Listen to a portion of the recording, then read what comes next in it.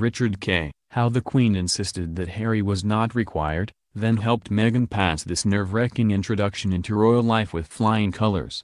Officially this was the Queen's Day. The cheering, flag-waving children were testament to that. But all eyes were on the slim young woman a few paces behind her, and it was the warmest of welcomes as an understandably edgy Duchess of Sussex undertook her first engagements with the Queen, less than a month after her wedding. That it included a performance by schoolchildren seemed especially appropriate for the former actress, and it certainly seemed to relax her. All the same, without the reassuring presence of Prince Harry, who has been a constant at her side on every public occasion up till now, this was always likely to be a test. That she passed this nerve-shredding introduction into royal life with flying colors was everything to do with the figure who was showing her the ropes.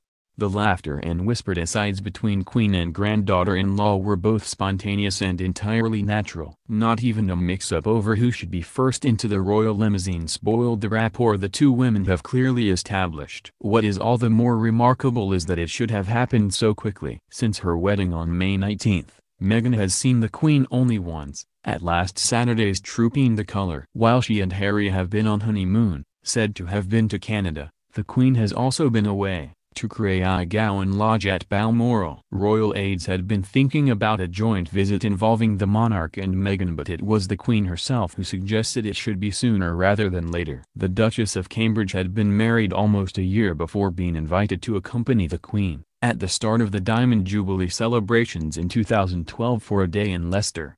Some will doubtless wonder if this early invitation for Meghan reflects some sort of favoritism. I understand the decision was taken because it was felt the Duchess of Sussex might need more help to adjust to life inside the royal family than the already poised Kate Middleton did. Remember, unlike Kate, she doesn't have a family to fall back on here, said an insider. Indeed, it was noticeable how nervous Meghan appeared as she joined the carriage drive last Saturday. The Queen's thinking is simple. She wants to put her at her ease, says one of her staff.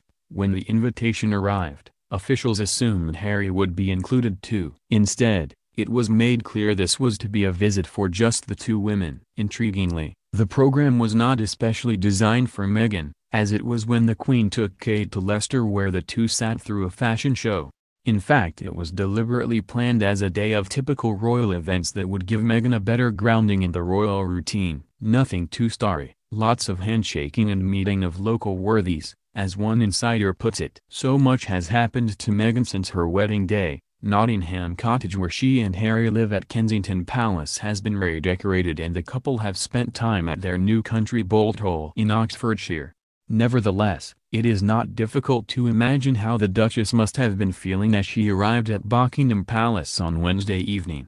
Whenever the Queen takes the royal train, there is a protocol to be observed. She dines first at home and then she travels to the station, on this occasion Euston. Meghan, too, had already had supper and the two women were driven together at 10:45 p.m. along with a handful of senior staff. Domestic staff, including footmen, stewards and a dresser, had gone ahead. Once on board the train, it is understood the Queen was keen to turn in. She doesn't like eating late, but she did want to ensure that Meghan was comfortable. It must have been an eye-opening experience for the American-born Duchess. There are no showers on the train, but full-size baths. It is thought that Meghan was provided with Prince Philip's saloon, which includes a bedroom, bathroom and sitting room. By the time the train and its royal passengers arrived at Runcorn, Cheshire, yesterday morning after breakfast, Meghan and the Queen had spoken about the day ahead. That much was clear as they exchanged several observations during the ceremony to mark the opening of the Mersey Getaway Bridge. By the time she had watched the Queen unveil two plaques, completed a walkabout, attended a civic lunch and accepted numerous posies, her early stiffness had gone and she began to relax.